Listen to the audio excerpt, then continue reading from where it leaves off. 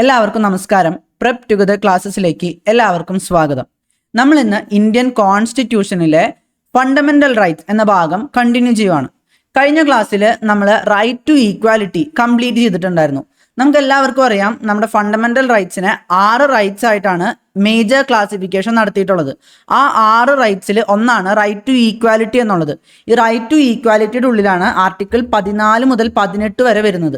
ഇതാണ് നമ്മൾ കഴിഞ്ഞ ക്ലാസ്സുകളിലായിട്ട് പഠിച്ചത്. ഇനി നമ്മൾ നോക്കാൻ പോകുന്നത് അടുത്ത ഒരു മേജർ ക്ലാസിഫിക്കേഷൻ ആണ്. രണ്ടാമത്തെ റൈറ്റ് ആയിട്ട് വരുന്നത് റൈറ്റ് ടു ഫ്രീഡം ആണ്. അപ്പോൾ റൈറ്റ് ടു ഫ്രീഡത്തിൻ്റെ ഉള്ളിലാണ് ആർട്ടിക്കിൾ 19 മുതൽ 22 വരെ വരുന്നത്. അപ്പോൾ നമുക്ക് ഇന്ന് ഈ ആർട്ടിക്കിൾ 19 മുതൽ 22 വരെയുള്ള ആർട്ടിക്കിളുകൾ നമുക്ക് നോക്കാം. അപ്പോൾ റൈറ്റ് ടു ഫ്രീഡത്തിൻ്റെ ഉള്ളിലാണ് ഈ ആർട്ടിക്കിൾ 19 മുതൽ 22 വരെ വരുന്നത്. ആദ്യമായിട്ട് വരുന്നത് 19 ആണ്. അപ്പോൾ സ്വാതന്ത്ര്യവുമായിട്ട് റിലേറ്റഡ് ആയിട്ടുള്ള കാര്യങ്ങളാണ് ഇവിടെ മൊത്തത്തിൽ വരുന്നത്. അപ്പോൾ നമ്മുടെ ആർട്ടിക്കിൾ 19 6 തരത്തിലുള്ള റൈറ്റ്സ് ആണ് അവർ നൽകുന്നത്, സ്വാതന്ത്ര്യവുമായിട്ട് ബന്ധപ്പെട്ടിട്ടുള്ളത്. അത് ഏതൊക്കെയാണ് നമുക്ക് നോക്കാം. ആദ്യം തന്നെ നമുക്ക് നമ്മളുടെ ഉള്ളിൽ ഒരു ആശയം വന്നു കഴിഞ്ഞാൽ നമുക്കത് പുറത്തോട്ട് പറയാൻ പറ്റണം, എക്സ്പ്രസ് ചെയ്യാൻ പറ്റണം. പല രീതിയിലായിരിക്കാം, സോഷ്യൽ മീഡിയയിലൂടെ ആയിരിക്കാം. ഇപ്പോൾ ഞാനിവിടെ ഇരുന്ന് പറയുന്നത് പോലെ എനിക്ക് എൻ്റെ കാര്യങ്ങൾ നിങ്ങളോട് പറഞ്ഞു തരാൻ യൂട്യൂബിലൂടെ എനിക്ക് പറയാം. അങ്ങനെ പല മീഡിയംസ് ഉണ്ടാവണം. അപ്പോൾ ആദ്യം തന്നെ നമുക്ക് പറയാനുള്ള അവകാശമാണ് ഈ ഒരു റൈറ്റ് തരുന്നത്. അപ്പോൾ right to speech and expression ആദ്യം തന്നെ തരുന്നുണ്ട്. അപ്പോൾ ഇത് പറയുമ്പോഴോ, ഇത് പറഞ്ഞാൽ മാത്രം പോരല്ലോ, മറ്റുള്ളവരിലേക്ക് അത് പടരണം. അങ്ങനെ ആവണമെങ്കിൽ അത് കേൾക്കാൻ ആൾക്കാരുണ്ടാവണം. അതിന് ഒരു അസംബ്ലി നമുക്ക് ഒരുമിച്ച് കൂടാൻ പറ്റണം. അപ്പോൾ രണ്ടാമത്തത്, നിങ്ങൾ ഈ ഗ്രാജുവൽ പ്രോസസ്സായിട്ട് ഇത് കൺസിഡർ ചെയ്യുകയാണെങ്കിൽ നിങ്ങൾക്കിത് ഓർത്ത് വയ്ക്കാൻ പറ്റും. അപ്പോൾ ആദ്യം നമുക്ക് പറയണം. രണ്ടാമത്, ഇത് പറയാൻ ആൾക്കാർ ഒത്തുകൂടണം. അതിനായിട്ട് ഒരു പീസ്ഫുൾ അസംബ്ലി എന്ന് പറയുന്നത് തന്നെ പറയുന്നുണ്ട് വിത്തൗട്ട് ആംസ് പാടില്ല കേട്ടോ. അതായത് ആയുധങ്ങൾ ഏന്തിക്കൊണ്ട് നിങ്ങൾക്ക് ഒരുമിച്ച് കൂടാൻ പറ്റില്ല. അപ്പോൾ കഥ മാറി. നിങ്ങൾക്ക് നിങ്ങളുടെ ആശയങ്ങൾ മറ്റുള്ളവരിലേക്ക് പകർന്നു നൽകാനായിട്ട് ഒരുമിച്ച് കൂടാം. അതിനൊന്നും ഒരു പ്രശ്നമില്ല. അവിടെ ആയുധങ്ങൾ ഏന്തിക്കൊണ്ട് നിങ്ങൾ ഒരുമിച്ച് കൂടരുതെന്ന് പ്രത്യേകം ഇവിടെ പറയുന്നുണ്ട്. അപ്പോൾ നമ്മൾ ഒരുമിച്ച് കൂടി. അപ്പോൾ കുറേ പേർക്ക് എൻ്റെ ആശയം ഭയങ്കരമായിട്ട് ഇഷ്ടപ്പെട്ടു. അപ്പോൾ ആശയം ഇഷ്ടപ്പെട്ടപ്പോൾ അവർ പറയാണ്, നമുക്കൊരു അസോസിയേഷൻ ആക്കിയാലോ, നമുക്കൊരു ഗ്രൂപ്പ് സെറ്റ് ചെയ്യണം, നമുക്കൊരു ടീം ആവണ്ടേ. അതിന് വേണ്ടിയിട്ട് അടുത്ത റൈറ്റ് വരുന്നുണ്ട്, റൈറ്റ് ടു അസോസിയേഷൻ യൂണിയൻ. പിന്നെ കോപ്പറേറ്റീവ് സൊസൈറ്റി എന്നുള്ളതും കൂടെ ഈ അടുത്ത് ആഡ് ചെയ്തിട്ടുണ്ട്. അതിവിടെ ഓരോ ഭാരതീയനും അവരവരുടേതായിട്ടുള്ള ഒരു കോപ്പറേറ്റീവ് സൊസൈറ്റി തുടങ്ങുക എന്നുള്ളത് ഒരു അവകാശമാക്കി മാറ്റാൻ വേണ്ടിയിട്ടാണ് ആ ഒരു ഭാഗം ആഡ് ചെയ്തത്. അപ്പോൾ കോപ്പറേറ്റീവ് സൊസൈറ്റീസ് തുടങ്ങാനും നമുക്കിവിടെ അവകാശം നൽകുന്നുണ്ട്. എന്തിൻ്റെ കീഴിലാണ്? ആർട്ടിക്കിൾ 19 കീഴിൽ. അപ്പോൾ ഇനി അടുത്തതായിട്ട് നൽകുന്നത് എന്താ? Right to move freely throughout the territory of India. അപ്പോൾ നമ്മൾ ആശയങ്ങൾ ഉണ്ടാക്കി, നമ്മൾ ഗ്രൂപ്പൊക്കെ ഉണ്ടാക്കി, അപ്പോൾ നമുക്ക് കൂടുതൽ പേരിലേക്ക് പടർത്തണമെങ്കിലോ നമ്മൾ കൂടുതൽ സ്ഥലങ്ങളിലേക്ക് എത്തിച്ചേരണം. ഇപ്പോൾ സോഷ്യൽ മീഡിയ ഉള്ളതുകൊണ്ട് കുഴപ്പമില്ല. പക്ഷെ അല്ലെങ്കിൽ നമുക്ക് പല സ്ഥലങ്ങളിലേക്കും പോയി ആ ഒരു ആശയം പടർത്തേണ്ടി വരും അല്ലേ. അപ്പോൾ നമുക്ക് മൂവ് ഫ്രീലി വിത്തിൻ ഇന്ത്യ.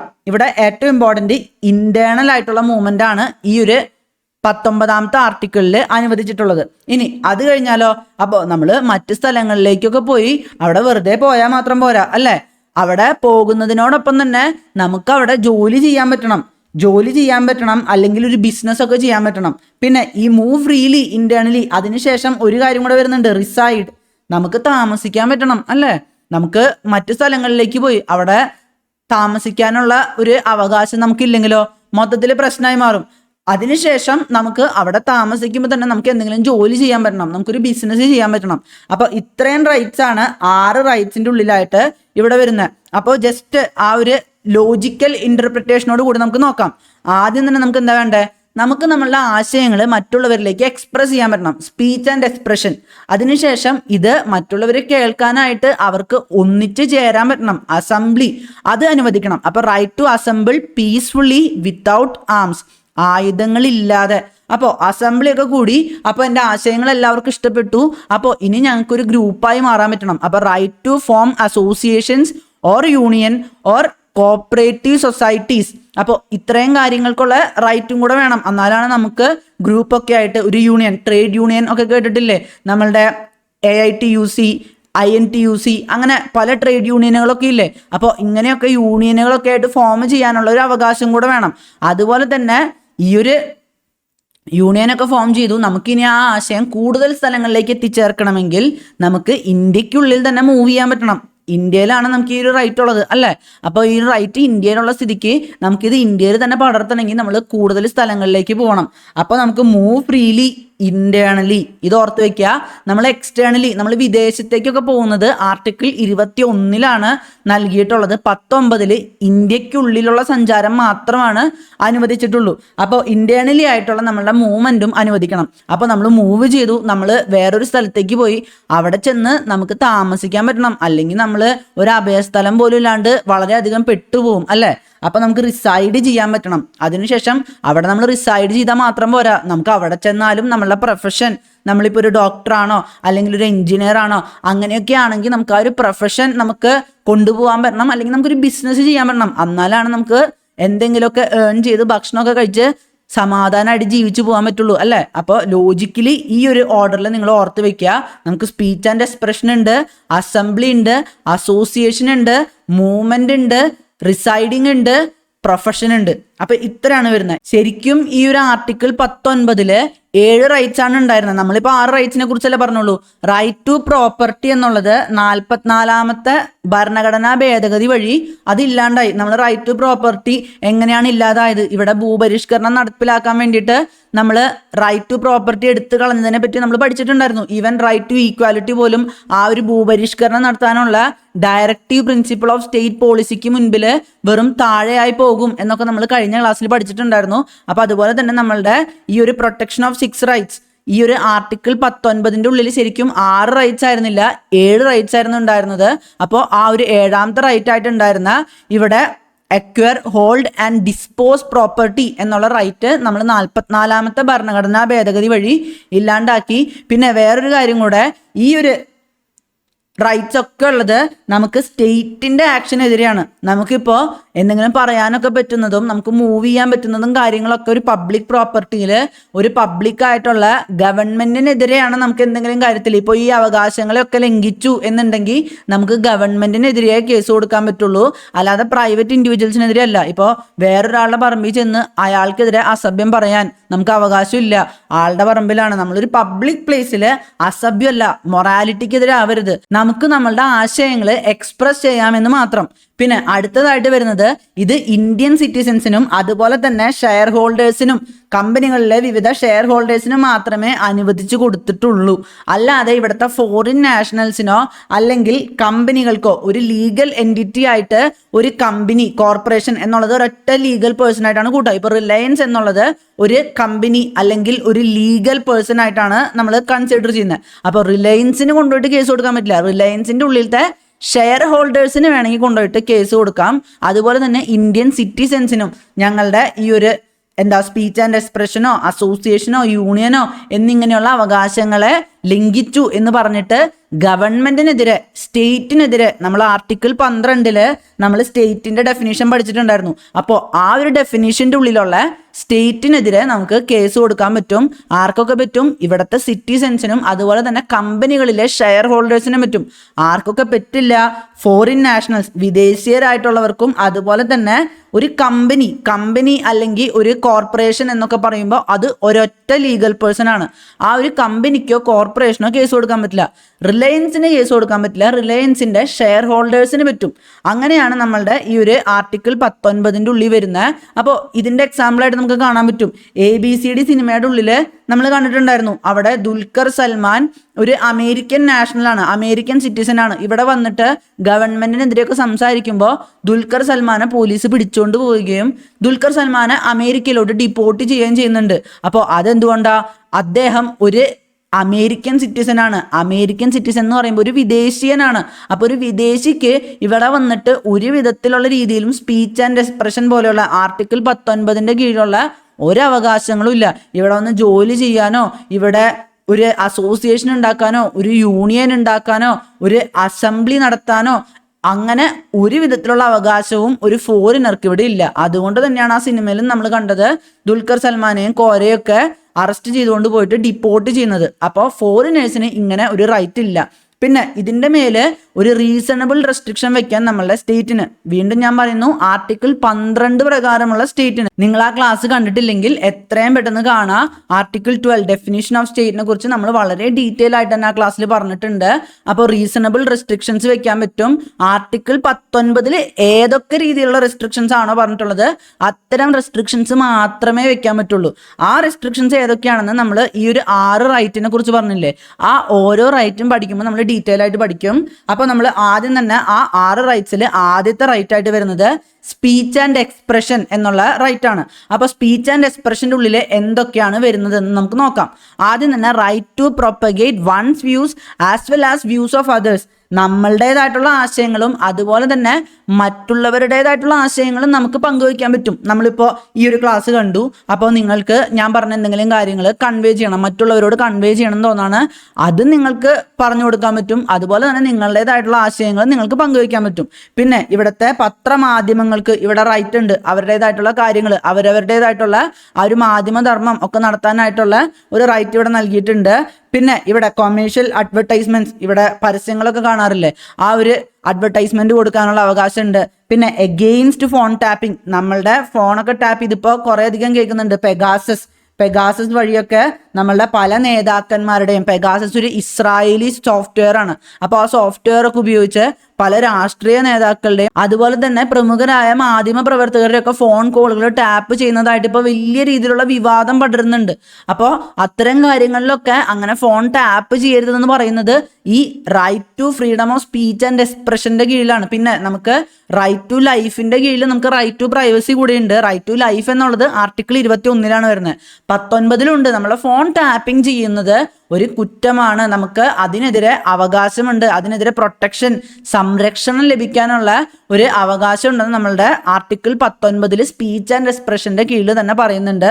പിന്നെ നമുക്ക് ടെലികാസ്റ്റ് ചെയ്യാൻ, നമുക്ക് ഇവിടെ TV ഒക്കെ കാര്യങ്ങളൊക്കെ ടെലികാസ്റ്റ് ചെയ്യാനുള്ള അവകാശമുണ്ട്. പിന്നെ ഇവിടെ ബന്ദിനെതിരെ ഇപ്പോൾ ഏതെങ്കിലും ഒരു രാഷ്ട്രീയ പാർട്ടി ആരെങ്കിലും ഒക്കെ ഒരു ബന്ദ് നടത്താണ്, അപ്പോൾ ആ ബന്ദ് പാടില്ല എന്ന് പറയാൻ, ആ ബന്ദ് ഞങ്ങളുടെ ജനജീവിതത്തിന് എന്തെങ്കിലും രീതിയിലുള്ള പ്രശ്നങ്ങൾ ഉണ്ടാക്കുന്നുണ്ടെങ്കിൽ അത് തെറ്റാണ്, ഞങ്ങളുടെ ബന്ദിനെതിരെയുള്ള അവകാശമാണ് ഇവരില്ലാതാക്കുന്നത് എന്ന് പറഞ്ഞ് കേസ് കൊടുക്കാൻ നമുക്ക് അവകാശമുണ്ട്.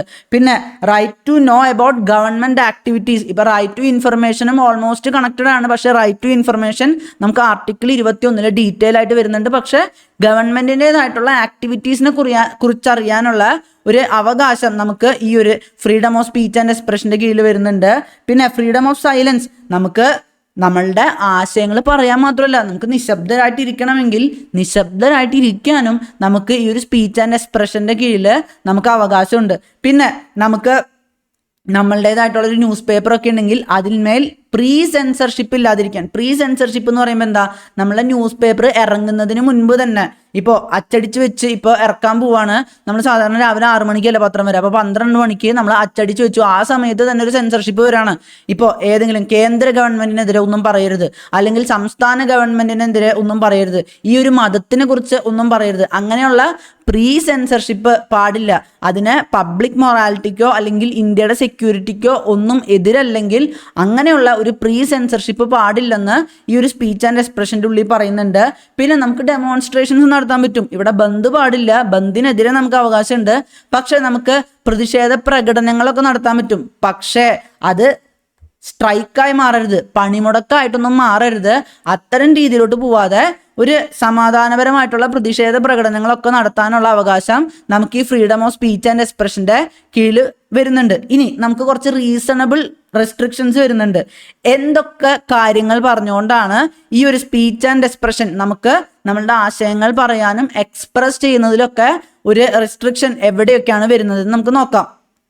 On the grounds of sovereignty, ഈ രാജ്യത്തിന്റെ സർവാധികാരത്തിന് എതിരാണെങ്കിൽ, ആൻഡ് ഇന്റഗ്രിറ്റി ഓഫ് ഇന്ത്യ, ഇന്ത്യയുടെ അഖണ്ഡത, ഇന്ത്യ എന്താ പറയാ ഭിന്നിപ്പിക്കുന്നത്, ഇപ്പൊ ഒരു ഹേറ്റ്രഡ് ഒക്കെയാണ് നമ്മൾ പരത്തിക്കൊണ്ടിരിക്കുന്നത്. എന്താ, പല മതങ്ങൾ തമ്മിൽ ഞങ്ങൾക്കൊന്നും ഒരുമിച്ച് ജീവിക്കാൻ പറ്റില്ല, മുസ്ലിങ്ങൾ ഹിന്ദുക്കൾക്കെതിരാണ്, അങ്ങനെയൊക്കെ പറഞ്ഞ് നമ്മൾ എന്തെങ്കിലും പരത്തിക്കൊണ്ടിരിക്കുകയാണ്.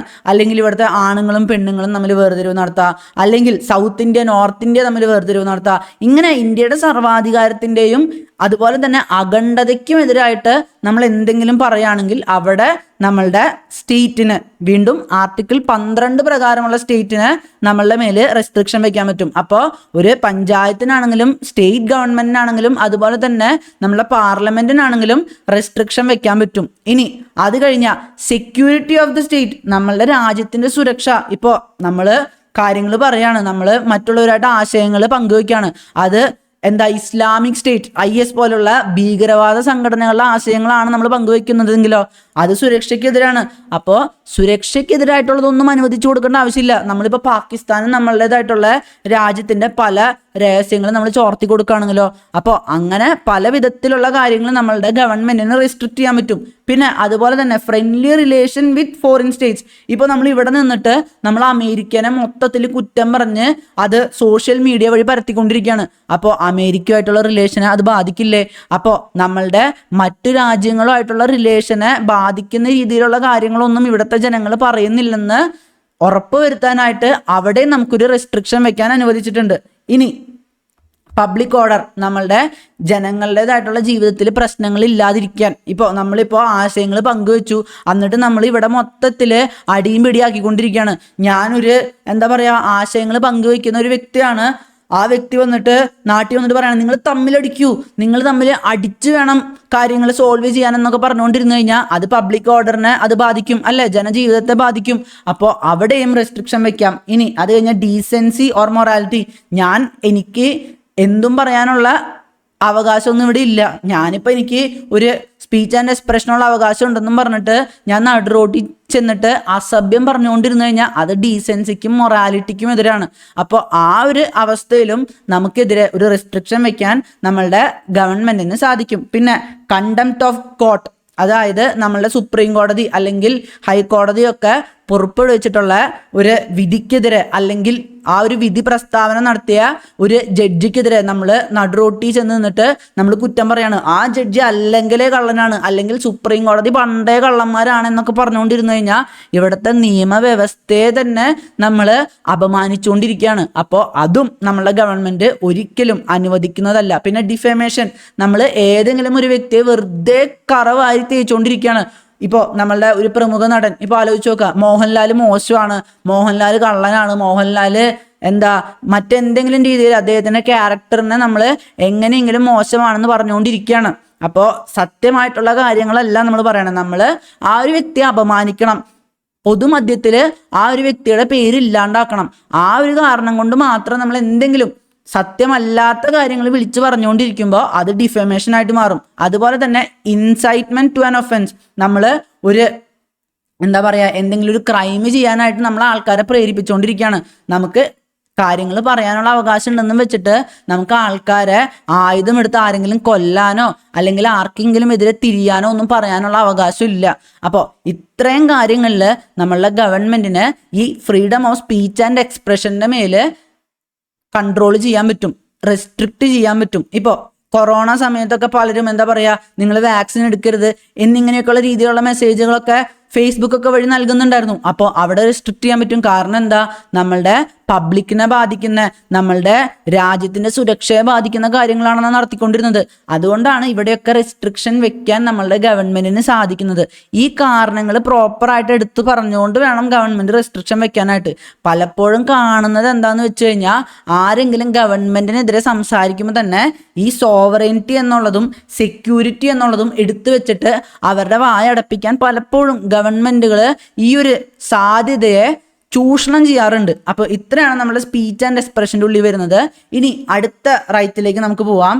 അടുത്ത റൈറ്റ് ആയിട്ട് വരുന്നത് അസംബ്ലിയാണ്, നമുക്ക് ഒന്നിച്ചു കൂടാനുള്ള അവകാശം. അപ്പോൾ നമ്മൾക്ക് എല്ലാവർക്കും നമ്മളുടേതായിട്ടുള്ള രീതികളിൽ അസംബിൾ ചെയ്യാനുള്ള അവകാശം നൽകിയിട്ടുണ്ട്. പക്ഷെ അതെവിടെ മാത്രം? പബ്ലിക് ലാൻഡിൽ. അല്ലാതെ ഇപ്പോൾ അംബാനിയുടെ വീടിൻ്റെ ഉള്ളിൽ പോയിട്ട് നമുക്കൊരു മീറ്റിംഗ് വെക്കാൻ പറ്റില്ല. കാരണം അതൊരു പ്രൈവറ്റ് സ്പേസ് ആണ്. പ്രൈവറ്റ് സ്പേസിലല്ല ഇത് നൽകിയിട്ടുള്ളത്. പിന്നെ ഏറ്റവും ഇമ്പോർട്ടൻ്റ് ആയിട്ടുള്ള കാര്യം, അൺആംഡ് ആയിരിക്കണം. നമ്മൾ ആയുധങ്ങൾ കൊണ്ടിട്ടല്ല അവിടെ പോയിട്ട് മീറ്റിംഗ് നടത്തുന്നത്. ഇപ്പോൾ ഒരു മീറ്റിംഗ് നടത്തുന്നു, നമ്മൾ എവിടെയെങ്കിലും വെച്ച് ഒരു പെർമിഷനൊക്കെ വാങ്ങിച്ച് മീറ്റിംഗ് നടത്താണ്. പക്ഷെ നമ്മൾ തോക്കും അതുപോലെ തന്നെ വടിവാളും എല്ലാം പിടിച്ചിട്ടാണ് മീറ്റിംഗ് നടത്തുന്നതെങ്കിൽ നമ്മളെ പോലീസിന് വന്നിട്ട് അത് നിയന്ത്രിക്കാൻ പറ്റും. അപ്പോൾ എന്തൊക്കെ കാരണങ്ങൾ പറഞ്ഞുകൊണ്ടാണ് ഇങ്ങനത്തെ ഒരു മീറ്റിങ്ങിനെ കൺട്രോൾ ചെയ്യാനുള്ള, റെസ്ട്രിക്റ്റ് ചെയ്യാനുള്ള അവകാശമുള്ളതെന്ന് നമുക്ക് നോക്കാം. 2 ഗ്രൗണ്ട്സ് ആണുള്ളത്. ആദ്യത്തേത് എന്ന് പറയുന്നത് സോവറിനിറ്റി, ഇൻറ്റഗ്രിറ്റി, നമ്മളെ രാജ്യത്തിന്റെ സർവാധികാരം, അതുപോലെ തന്നെ രാജ്യത്തിന്റെ അഖണ്ഡത, ഇതൊക്കെ പറഞ്ഞിട്ട് അവർക്ക് റെസ്ട്രിക്റ്റ് ചെയ്യാൻ പറ്റും. ഇനി അത് കഴിഞ്ഞാൽ പിന്നെ എന്താണ് ഇവിടുത്തെ public order including maintenance of traffic in the area. ഇപ്പോൾ നമ്മൾ ഈ അടുത്ത് കണ്ടിട്ടുണ്ടായിരുന്നു, കോഴിക്കോട് അറ്റവും ഒരു കല്യാണം നടന്നപ്പോൾ അവിടെ കുതിരപ്പുറത്ത് ചെക്കൻ കല്യാണ പന്തലിലേക്ക് വരുമായിരുന്നു. റോഡൊക്കെ ഫുള്ള് ബ്ലോക്ക്ഡ് ആയിരുന്നു. അവിടെ പെർമിഷൻ പോലും എടുത്തിട്ടില്ല, അത് വേറൊരു കാര്യം. പക്ഷെ അവിടെ മീറ്റിംഗ് നടത്തുമ്പോൾ ഒരിക്കലും ട്രാഫിക്കിനെ ബാധിക്കരുത്. ട്രാഫിക്കിനെ ബാധിച്ചാലും അവിടെയും നമ്മളുടെ ഗവൺമെന്റിന് റെസ്ട്രിക്ഷൻ വെക്കാൻ പറ്റും. ഇപ്പോൾ നമ്മളൊരു പള്ളിയിൽ നിന്നോ അല്ലെങ്കിൽ അമ്പലത്തിൽ നിന്നോ ഒക്കെ പ്രദക്ഷിണം നടത്തുമ്പോൾ നമ്മളെ ട്രാഫിക്കിനെ വളരെയധികം ബാധിക്കും, ജനജീവിതത്തെ ബാധിക്കുമെന്ന് തോന്നുവാണെങ്കിൽ പറയാം, നിങ്ങൾക്ക് മീറ്റിങ്ങിനും അസംബ്ലിക്കും ഒക്കെ ഉള്ള അവകാശമുണ്ട്. പക്ഷേ നിങ്ങളിപ്പോൾ ഇങ്ങനെ പോയി കഴിഞ്ഞ് കഴിഞ്ഞാൽ അത് ട്രാഫിക്കിനെ ബാധിക്കും, അല്ലെങ്കിൽ പബ്ലിക് ഓർഡറിനെ ബാധിക്കും, നിങ്ങൾക്ക് ഇത്തരം ഒരു മീറ്റിംഗ് നടത്താൻ പറ്റില്ല എന്ന് നമ്മളുടെ ഗവൺമെന്റിന് പറയാൻ പറ്റും. ഇനി അത് കഴിഞ്ഞാൽ പിന്നെ ചില സമയങ്ങളിൽ നമ്മളുടെ ഗവൺമെന്റ് റെസ്ട്രിക്ഷൻസ് കൊണ്ടുവരാറുണ്ട്. നമ്മൾ കൊറോണ സമയത്ത് നമ്മൾ കണ്ടിട്ടുണ്ടായിരുന്നു, നമ്മളെന്താ പറയുക, നമ്മൾ ഒരുമിച്ച് കൂടുന്നതിനൊക്കെ വലിയ ഒരു റെസ്ട്രിക്ഷൻ ഉണ്ടായിരുന്നു. ഇപ്പോൾ കല്യാണങ്ങൾക്കാണെങ്കിൽ പോലും ഇത്ര പേരെ കൂടാൻ പാടുള്ളൂ. പിന്നെ ചില സമയത്ത് പബ്ലിക് പ്ലേസസിൽ 5 പേരിൽ കൂടുതൽ കൂടരുതെന്നൊക്കെ പറഞ്ഞിട്ട് കളക്ടറൊക്കെ കുറേ പ്രസ്താവനകളൊക്കെ ഇറക്കിയിട്ടുണ്ടായിരുന്നു. കാരണം കളക്ടർ എന്ന് പറയുന്നത് എക്സിക്യൂട്ടീവ് മജിസ്ട്രേറ്റ് ആണ്, അദ്ദേഹത്തിന് ജുഡീഷ്യൽ മജിസ്ട്രേറ്റ് എന്നുള്ള സ്ഥാനമില്ലെന്നേ ഉള്ളൂ. അപ്പോൾ എക്സിക്യൂട്ടീവ് മജിസ്ട്രേറ്റ് എന്നുള്ള രീതിയിൽ അദ്ദേഹം കുറേ അധികം ഓർഡേഴ്സ് ഒക്കെ കൊണ്ടുവന്നിട്ടുണ്ടായിരുന്നു. നമ്മൾ 5 പേരിൽ കൂടുതൽ കൂടാൻ പാടില്ല എന്നൊക്കെ പറഞ്ഞിട്ട് ഓർഡേഴ്സ് ഒക്കെ കൊണ്ടുവന്നിട്ടുണ്ടായിരുന്നു. ഇത് കൊണ്ടുവരുന്നത് കുറേ നമ്മളുടെ CRPCയുടെ ഉള്ളിൽ തന്നെ, അതായത് നമ്മളുടെ ക്രിമിനൽ പ്രൊസീജിയർ കോഡിൻ്റെ ഉള്ളിൽ തന്നെ കുറേ സെക്ഷൻസ് ഉണ്ട്. അതിൽ ആദ്യത്തേതായിട്ട് വരുന്നതാണ് section 144. A magistrate can restrain an assembly, meeting or procession if there is a risk of obstruction, annoyance or danger to human life, health or safety, or a disturbance of the public tranquility, or a riot or any affray. അപ്പോൾ ഇത്രയും കാര്യങ്ങളുണ്ട്. ഇപ്പോൾ നമുക്കറിയാം corona സമയത്ത് അങ്ങനത്തെ public മീറ്റിങ്ങുകൾ പലപ്പോഴും നമ്മളുടെ ഹെൽത്തിനൊക്കെ മോശമായിരുന്നു, ആരോഗ്യത്തിന് മോശമായിരുന്നു. അതുകൊണ്ടാണ് 144 പ്രകാരം ഒന്നിച്ചു കൂടരുതെന്ന് പറയാൻ കാരണം. അപ്പോൾ ഇത്രയും കാര്യങ്ങൾ മുന്നിൽ വെച്ചുകൊണ്ട് റെസ്ട്രിക്ഷൻ വെക്കാം. ഇനി സെക്ഷൻ 141 ഇന്ത്യൻ പീനൽ കോഡിലും പറയുന്നുണ്ട്, ചില കാര്യങ്ങളിൽ 5 പേരിൽ കൂടുതൽ ഒരുമിച്ച് കൂടുന്നത് അൺലോഫുൾ ആണ്, നിയമവിരുദ്ധമാണെന്ന് പ്രത്യേകം പറയുന്നുണ്ട്. എവിടെ? Section 141 of IPC, Indian penal കോഡിന്റെ സെക്ഷൻ 141 പറയുന്നുണ്ട്. എപ്പോഴൊക്കെയാണ് ഇത് നിയമവിരുദ്ധമാവുന്നത് എന്ന് നമുക്ക് നോക്കാം. To resist the execution of any law or legal process, നിയമപരമായിട്ട് നടക്കേണ്ട എന്തെങ്കിലും കാര്യങ്ങളെ നമ്മൾ ഒബ്സ്ട്രക്ട് ചെയ്യാനായിട്ട്, നമ്മൾ അതിനെ പ്രതിരോധിക്കാനായിട്ടാണ് ഒരുമിച്ച് കൂടുന്നത് എങ്കിൽ നമുക്കെതിരെ കേസ് വരാം. ഇപ്പോൾ ഒരു കേരളിൻ്റെതായിട്ടുള്ള ഒരു തറക്കല്ലിടാണ്, അത് നിയമപരമായിട്ട് കാര്യങ്ങൾ നടന്നുകൊണ്ടിരിക്കുകയാണ്. സർക്കാർ ഓർഡറൊക്കെ വാങ്ങിച്ച് സുപ്രീം കോടതിയുടെയും ഹൈക്കോടതിയുടെ ഒക്കെ ഒരു വിധത്തിലുള്ള അപ്പീലോ കാര്യങ്ങളോ കേസോ ഒന്നും ഇല്ലാതിരിക്കുന്ന സമയത്ത്, എല്ലാം പോസിറ്റീവായിട്ടുള്ള സമയത്ത് സർക്കാർ ഒന്ന് തറക്കല്ലിടാൻ വരുമ്പോൾ നമ്മൾ അതിനെ നിയമപരമായിട്ടുള്ള ഒരു ആക്ടിവിറ്റീനെ നമ്മൾ ഒബ്സ്ട്രക്ട് ചെയ്യാൻ പോയി കഴിഞ്ഞാൽ നമുക്കെതിരെ കേസ് എടുക്കാൻ പറ്റും. ഏത് പ്രകാരം? സെക്ഷൻ 141 IPC പ്രകാരം, ഇന്ത്യൻ പീനൽ കോഡ് പ്രകാരം. അതുപോലെ തന്നെ to forcibly occupy the property of some other person. ഇപ്പോൾ നമ്മൾ മറ്റുള്ളവരുടെ ആരുടെയെങ്കിലും ഒക്കെ കൈവശമുള്ളൊരു സ്ഥലത്ത് പോയിട്ട് നമ്മളൊരു ഒരു കൂര കെട്ടി അവിടെ ജീവിച്ചുകൊണ്ടിരിക്കുകയാണ്.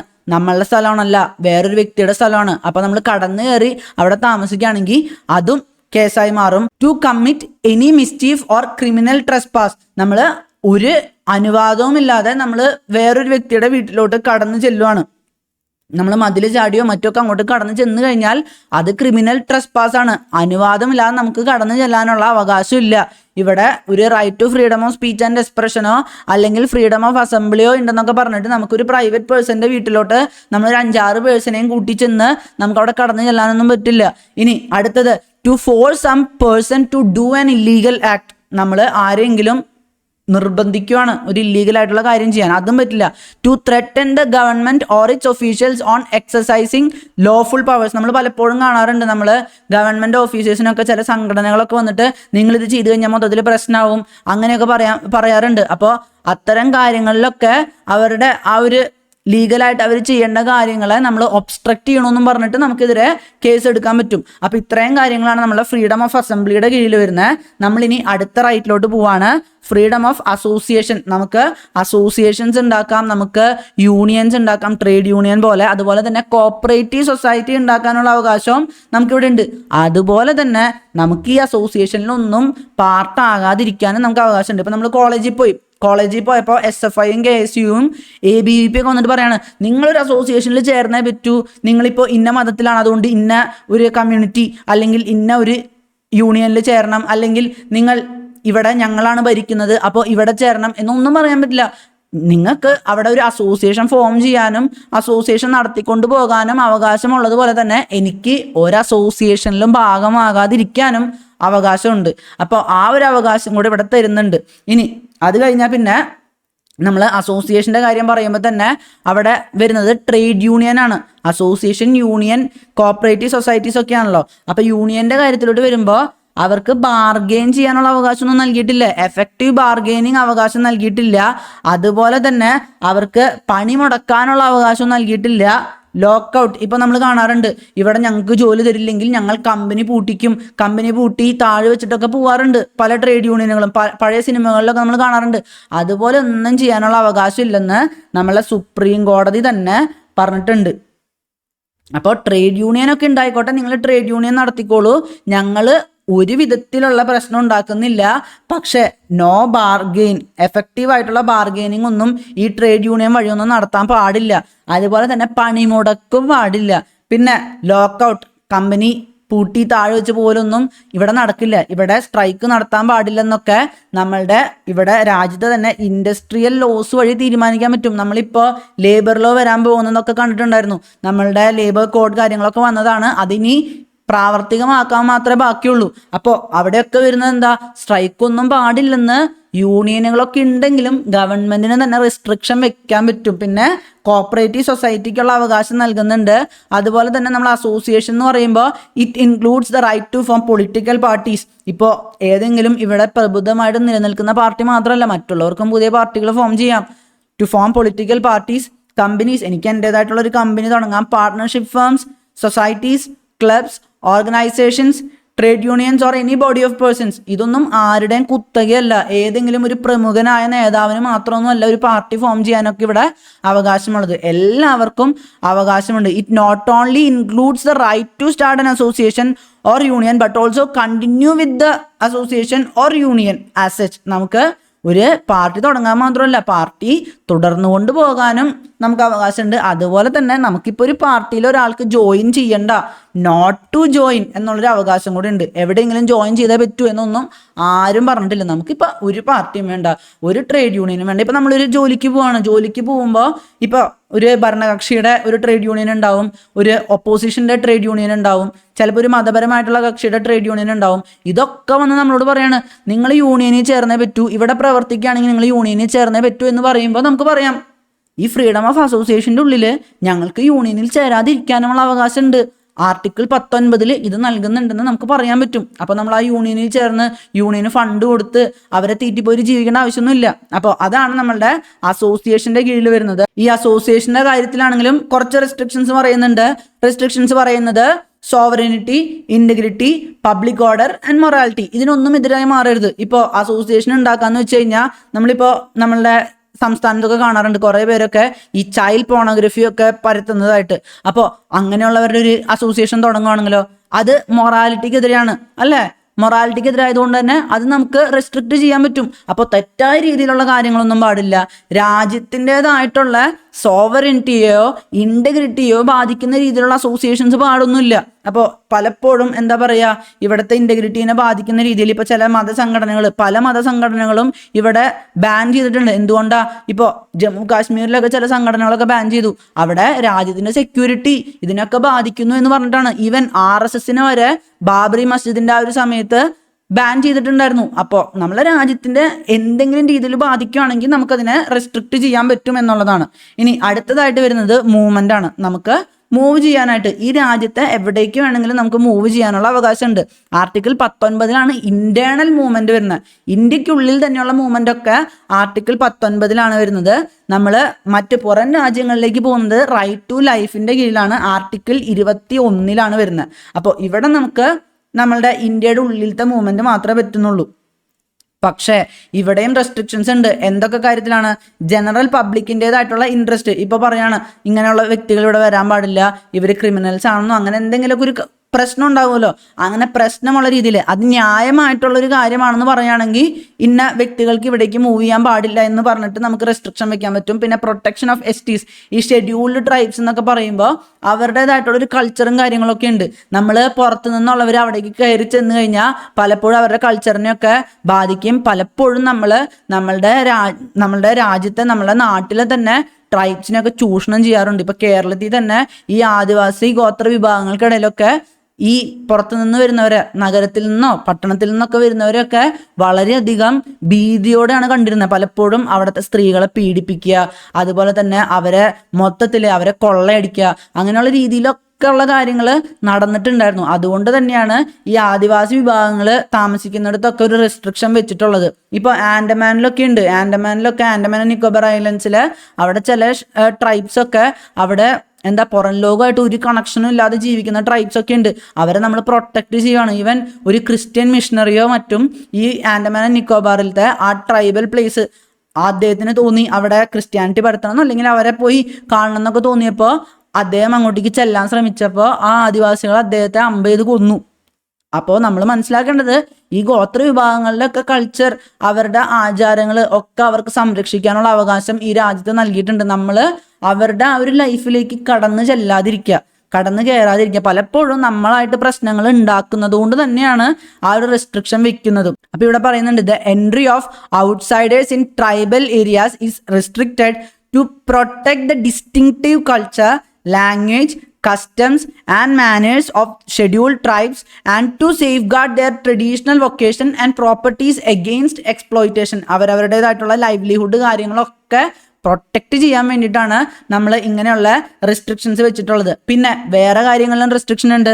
Restriction of movement of AIDS patients, അതുപോലെ തന്നെ പ്രോസ്റ്റിറ്റ്യൂട്ട്സ്, ഇവരൊന്നും മൂവ് ചെയ്യുന്നില്ല എന്നുള്ള കാര്യത്തിലൊക്കെ റെസ്ട്രിക്ഷൻ വെക്കാൻ പറ്റും. കാരണം എയ്ഡ്സ് പേഷ്യൻസ് പലപ്പോഴും ഇവരുടെ ഒരു കണക്ഷൻ വഴിയൊക്കെ എയ്ഡ്സ് വരാനുള്ള സാധ്യതകളുണ്ട്.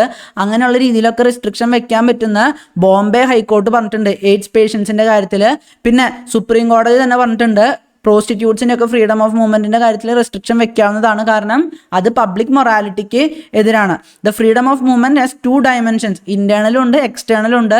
നമ്മൾ വിദേശത്തേക്ക് പോകുന്നതിന് ഞാൻ പറഞ്ഞില്ലേ ആർട്ടിക്കിൾ 21 വരുന്നത്. നമ്മൾ ഇന്റേണൽ ആയിട്ടുള്ള മൂവ്മെന്റ് മാത്രമാണ് നമ്മളുടെ ആർട്ടിക്കിൾ 19 ഉള്ളിൽ വരുന്നത്. അടുത്തതായിട്ട് വരുന്നത് ഫ്രീഡം ഓഫ് റെസിഡൻസ് ആണ്. ഈ ഫ്രീഡം ഓഫ് റെസിഡൻസ് എന്ന് പറയുമ്പോൾ അതിൽ 2 തരത്തിലുള്ള റൈറ്റ്സ് വരുന്നുണ്ട്. ടെമ്പററി ആയിട്ടുള്ള ഒരു റിസൈഡിങ്, അതായത് നമ്മൾ തമിഴ്നാട്ടിൽ പോയി നമ്മൾ 2 ദിവസം അവിടെ നിൽക്കണം. അപ്പോൾ ആ ഒരു റെസിഡൻസ് എന്നുള്ള ടെമ്പററി റെസിഡൻസിനുള്ള അവകാശമുണ്ട്.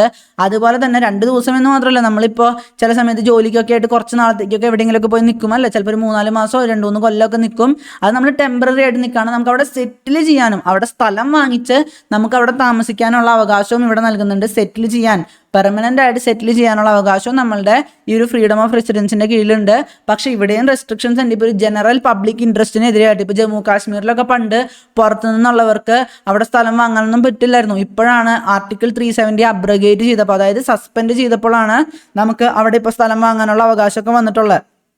അപ്പോൾ അങ്ങനെ കുറച്ച് റെസ്ട്രിക്ഷൻസ് വെക്കാറുണ്ട്. അതുപോലെ തന്നെ ഈ ഷെഡ്യൂൾഡ് ട്രൈബ്സിന്റെ കാര്യത്തിലും ഇപ്പോൾ ആദിവാസി വിഭാഗങ്ങളുടെ ഒക്കെ സ്ഥലങ്ങൾ വാങ്ങുന്നതിലൊക്കെ വലിയ റെസ്ട്രിക്ഷൻസ് ഉണ്ടായിരുന്നു. കാരണം പലപ്പോഴും ഈ ആദിവാസി വിഭാഗത്തിലുള്ളവർക്ക് പല വിധത്തിലുള്ള വിദ്യാഭ്യാസത്തിൻ്റെയും മറ്റുമായിട്ടുള്ള കുറവുകൾ ഉണ്ടാവും. അപ്പോൾ അതൊക്കെ നമ്മൾ ചൂഷണം ചെയ്യാൻ ശ്രമിക്കും. അതൊക്കെ ചൂഷണം ചെയ്യാതിരിക്കാൻ വേണ്ടിയിട്ടാണ് ഇങ്ങനത്തെ കുറച്ച് റെസ്ട്രിക്ഷൻസ് വെച്ചിട്ടുള്ളത്. ഇവിടെ നമുക്ക് കാണാൻ കഴിയുക ഈ മൂവ്മെന്റ് നമ്മൾ നേരത്തെ കണ്ടില്ലേ, ഇന്റേണൽ മൂവ്മെന്റ്, ആ മൂവ്മെന്റിന്റെ കാര്യത്തിലാണെങ്കിലും റെസിഡൻസിന്റെ കാര്യത്തിലാണെങ്കിലും ഒരു കോംപ്ലിമെന്ററി ആയിട്ടാണ് നമ്മളുടെ നിയമം പോകുന്നത്. റെസ്ട്രിക്ഷൻസ് ഒക്കെ വെച്ചിട്ടുള്ളത് ഓൾമോസ്റ്റ് കോംപ്ലിമെന്ററി ആയിട്ടാണ്. ഞാൻ പറഞ്ഞില്ലേ, ജനറൽ ഇൻട്രസ്റ്റിന്റെ കാര്യത്തിലാണ് നമുക്ക് മൂവ്മെന്റിൽ റെസ്ട്രിക്ഷൻ ഉള്ളത്. അതുപോലെ തന്നെ ഈ ഷെഡ്യൂൾഡ് ട്രൈബ്സിന്റെ കാര്യത്തിലുണ്ട്. അതുപോലെ തന്നെ ഈ റെസിഡൻസിന്റെ കാര്യത്തിലും ഇങ്ങനെ തന്നെയാണ് റെസ്ട്രിക്ഷൻ വരുന്നത്. ഇവരുടെ ജനറൽ ഇൻട്രസ്റ്റ് അല്ലെങ്കിൽ ഷെഡ്യൂൾഡ് ട്രൈബ്സിന്റെ ഇൻട്രസ്റ്റ് കാത്തു സൂക്ഷിക്കാൻ വേണ്ടിയിട്ടാണ് ഇവിടെ മൂവ്മെന്റിന്റെ കാര്യത്തിൽ പല വിധത്തിലുള്ള റെസ്ട്രിക്ഷൻസ് വെച്ചിരിക്കുന്നത്. അതുപോലെ തന്നെ റെസിഡൻസിന്റെ കാര്യത്തിലും പല വിധത്തിലുള്ള റെസ്ട്രിക്ഷൻസ് വെച്ചിട്ടുള്ളത്. ഇനി ഈ ഒരു ആർട്ടിക്കിൾ 19 അവസാനത്തെ റൈറ്റ് ആയിട്ട് വരുന്നത് പ്രൊഫഷൻ ആണ്. നമ്മൾ ജോലി ചെയ്യുന്നത്, നമുക്ക് ഏത് രീതിയിലുള്ള ജോലി ചെയ്യാനുമുള്ള അവകാശമുണ്ട്. All citizens are given the right to practise any profession or to carry on any occupation, trade or business. എന്ത് രീതിയിലുള്ള കച്ചവടം നടത്താനുള്ള അവകാശം നമുക്കിവിടെ ഉണ്ട്. പക്ഷേ റെസ്ട്രിക്ഷൻസ് ഉണ്ട്. ഞാൻ മുൻപ് പറഞ്ഞിട്ടുണ്ട്, ഫണ്ടമെന്റൽ റൈറ്റ്സ് ഒക്കെ നമുക്ക് തരുമെങ്കിലും അതൊന്നും ആബ്സല്യൂട്ട് അല്ല. അവിടെയൊക്കെ റെസ്ട്രിക്ഷൻസ് വെക്കാനുള്ള അവകാശം നമ്മളുടെ ഗവൺമെന്റിന് ഉണ്ട്. അപ്പോൾ ഇവിടെ എന്തൊക്കെ രീതിയിലാണ് റെസ്ട്രിക്ഷൻ വെക്കാൻ പറ്റുക? Prescribe professional or technical qualifications necessary for practicing any profession or carrying on any occupation, trade or business.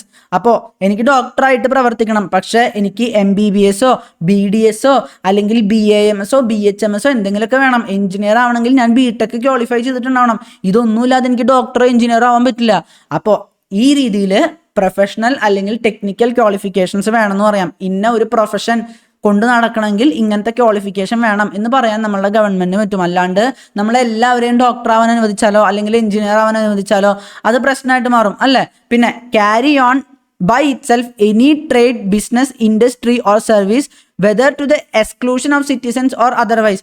ഇപ്പം നമ്മളുടെ ഗവൺമെന്റിന് തന്നെ ചില കാര്യങ്ങളിൽ ഞങ്ങൾ ഗവൺമെന്റുകാർക്ക് ഇവിടെ ട്രേഡ് ചെയ്യാൻ പറ്റുള്ളൂ. ഇപ്പോൾ നമ്മളുടെ രാജ്യത്ത് തന്നെ പണ്ടുണ്ടായിരുന്നു LPG റിഫോംസിന് മുൻപ്, അതായത് ലിബറലൈസേഷൻ, പ്രൈവറ്റൈസേഷൻ ആൻഡ് ഗ്ലോബലൈസേഷന് മുൻപ് ഇവിടെ കുറേ കാര്യങ്ങൾ ഗവൺമെന്റിനായിട്ട് കുത്തകയൊക്കെ ഉള്ള കാര്യങ്ങളുണ്ടായിരുന്നു. ഇപ്പോൾ ഗവൺമെന്റ് കുറേ മാറി മാർക്കറ്റിന് കുറേ കാര്യങ്ങൾ അനുവദിച്ച് തുടങ്ങിയിട്ടുണ്ട്. അത് മാത്രമല്ല, ഇപ്പോൾ ചില സ്ട്രാറ്റജിക് ആയിട്ടുള്ള ചില കാര്യങ്ങളിൽ മാത്രമാണ് ഗവൺമെന്റ് ബിസിനസ് കൊണ്ടുപോകുന്നത് തന്നെ. ഇപ്പോൾ സ്പേസിൽ വരെ നമ്മളിപ്പോൾ പ്രൈവറ്റ് സ്റ്റാർട്ടപ്സ് ഒക്കെ അനുവദിച്ച് തുടങ്ങിക്കഴിഞ്ഞു. അപ്പോൾ നമ്മളുടെ ഗവൺമെന്റിന് പക്ഷേ ഒരു മോണോപ്പൊളി കൊണ്ട് നടക്കാൻ പറ്റും. ഇപ്പോൾ സ്പേസ് ഇപ്പോൾ പറയണം ISRO മാത്രമേ പാടുള്ളൂ, പ്രൈവറ്റ് ആയിട്ടുള്ളവരൊക്കെ മാറി നിന്നോ, ഞങ്ങൾ ISRO മാത്രമേ ഇവിടെ ഉണ്ടാവുള്ളൂ. അല്ലെങ്കിൽ ഇപ്പോൾ ടെലികമ്മ്യൂണിക്കേഷൻ്റെ കാര്യത്തിൽ പറയാണ് ഇവിടെ BSNL മാത്രം മതി, ജിയോ, ഭാരതി എയർടെൽ ഒന്നും ഇവിടെ വേണ്ടെന്ന് പറഞ്ഞു കഴിഞ്ഞാൽ അതൊക്കെ ചെയ്യാനുള്ള അധികാരം നമ്മളുടെ ഗവൺമെന്റിന് കൊടുത്തിട്ടുണ്ട്, ട്രേഡ് ബൈ ഇറ്റ്സെൽഫ്. അപ്പോൾ ഇവിടെ മോണോപ്പൊളി എന്നുള്ള കാര്യത്തിൽ ഒരു വിധത്തിലുള്ള ജസ്റ്റിഫിക്കേഷനും കൊടുക്കേണ്ട ആവശ്യമില്ല. ഗവൺമെന്റ് ഇപ്പോൾ തോന്നാണ് ഇപ്പോൾ ടെലികമ്മ്യൂണിക്കേഷൻ BSNL മാത്രം മതി, ബാക്കിയുള്ളവർ ഒന്നും ഇവിടെ അനുവദിക്കേണ്ടെന്ന് തോന്നുവാണെങ്കിൽ ഗവൺമെന്റിന് അത് ചെയ്യാൻ പറ്റും. പിന്നെ ഇവിടെ വേറൊരു കാര്യം എന്താണെന്ന് വെച്ച് കഴിഞ്ഞാൽ, ഈ പ്രൊഫഷൻ എന്ന് അനുവദിക്കുമ്പോൾ തന്നെ ആ പ്രൊഫഷൻ ഒരിക്കലും ഇമ്മോറൽ ആവരുത്. ഇപ്പോൾ പ്രോസ്റ്റിറ്റ്യൂഷൻ പോലെയുള്ള കാര്യങ്ങൾ, അല്ലെങ്കിൽ ഡേഞ്ചറസ് ആവരുത്. ഇപ്പോൾ ഡ്രഗ് വിൽപ്പന, അല്ലെങ്കിൽ എന്താ പറയുക ആയുധ വിൽപ്പന, തെറ്റായ രീതിയിലുള്ള ആയുധ വിൽപ്പന. ഇപ്പോൾ ഗവൺമെന്റിനൊക്കെ ആയുധം വിൽക്കുന്നവരുണ്ടാവാം, അല്ലാതെ തെറ്റായ രീതിയിലുള്ള ഹാംഫുൾ ഡ്രഗ്സ് ഓർ എക്സ്പ്ലോസീവ്സ്, അല്ലെങ്കിൽ ഇപ്പോൾ ഇമ്മോറലായിട്ട് trafficking in woman or children, കുട്ടികളെയൊക്കെ കടത്തി അവരുടെ നിന്നൊക്കെ മനുഷ്യക്കടത്തിൽ നിന്നൊക്കെ കാശുണ്ടാക്കുന്നത്, ഇതൊന്നും അനുവദിച്ചു കൊടുക്കാൻ പാടില്ല അല്ലേ. പ്രൊഫഷൻ, റൈറ്റ് ടു പ്രൊഫഷൻ വേണം എന്ന് വെച്ച് ഇത്തരം തെറ്റായിട്ടുള്ള കാര്യങ്ങൾ അനുവദിച്ചു കൊടുക്കാനും പറ്റില്ല, അനുവദിച്ച് കൊടുക്കുകയുമില്ല നമ്മളുടെ ഗവൺമെന്റ്. ഇതാണ് നമ്മളുടെ ഫ്രീഡം ഓഫ് പ്രൊഫഷനിൽ നമ്മൾ കാണുന്ന state can absolutely prohibit these or regulate them through licensing. ഇപ്പോൾ നമ്മളുടെ എക്സ്പ്ലോസീവിൻ്റെ ഒക്കെ കാര്യത്തിൽ ഗവൺമെന്റിനായിട്ട് വിൽക്കുന്നവർക്ക് ലൈസൻസിങ് ഒക്കെ കൊടുക്കാൻ പറ്റും, അല്ലാത്തവർക്ക് ലൈസൻസിങ് ഉണ്ടാവില്ല. ഇത്രയാണ് നമ്മുടെ ആർട്ടിക്കിൾ 19 വരുന്നത്. അടുത്തതായിട്ട് നമ്മൾ പോകാൻ പോകുന്നത് article 20 protection in respect of conviction for ഒഫൻസസിലോട്ടാണ്. ആർട്ടിക്കിൾ 20 മുതലുള്ളത് നമുക്ക് അടുത്ത ക്ലാസ്സിൽ എടുക്കാം. 20, 21, 22 അതിൻ്റെതായിട്ടുള്ള രീതിയിൽ തന്നെ ലെങ്തിയാണ്. അപ്പോൾ ഈ ഒരു ക്ലാസ്സിൽ തന്നെ അത് ആഡ് ചെയ്ത് കഴിഞ്ഞാൽ ഈ ക്ലാസ് വളരെ ലെങ്തി ആയിട്ട് പോകും. അപ്പോൾ അടുത്ത ക്ലാസ്സിൽ നമുക്കത് കാണാം. ഈ ഒരു ഭാഗം നിങ്ങൾ പ്രോപ്പറായിട്ട് വായിച്ച് മനസ്സിലാക്കി ഇതിലത്തെ ഓരോ ന്യൂവാൻസസും മനസ്സിലാക്കി വെക്കുക. അപ്പോൾ അടുത്ത ക്ലാസ്സുമായിട്ട് കാണുന്നത് വരെ ബൈ.